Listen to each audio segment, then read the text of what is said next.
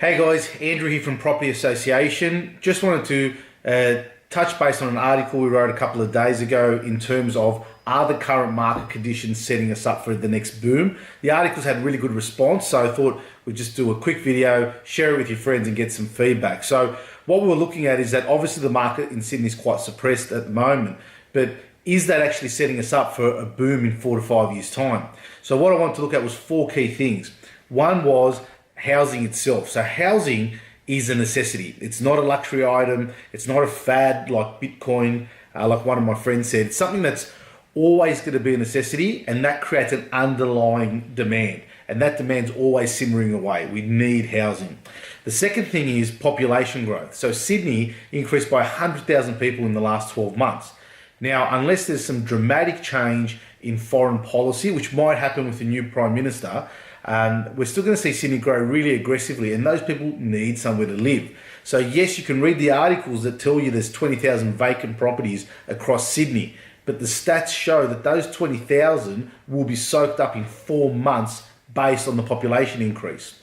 So you've got underlying demand because housing is a necessity. You've got population growth soaking up any excess properties that we've got at the moment. And the next thing to look at is obviously construction. Now, construction starts, new starts, is at a 10-year low.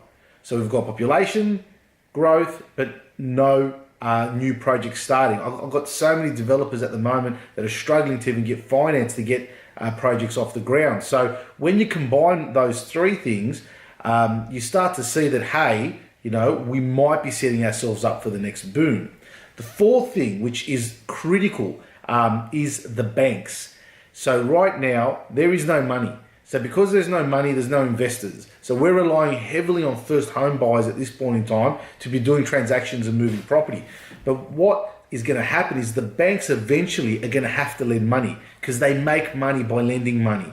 So they can't appease their shareholders and they can't pay dividends if they're not making their profits by lending money.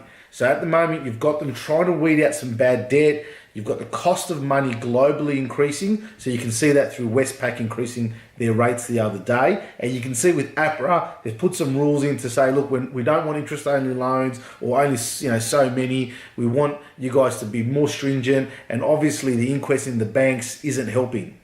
So where's that leave us? We've got underlying demand for a product, which is housing. You've got population growth, which is super strong. You've got construction starts at a near all-time low, which will eventually mean that the supply doesn't meet the demand. And as soon as the banks turn that tap with the money, the investors are going to rush out and buy property because investors right now are looking at the market and saying it's a good time to buy. They just can't access funds.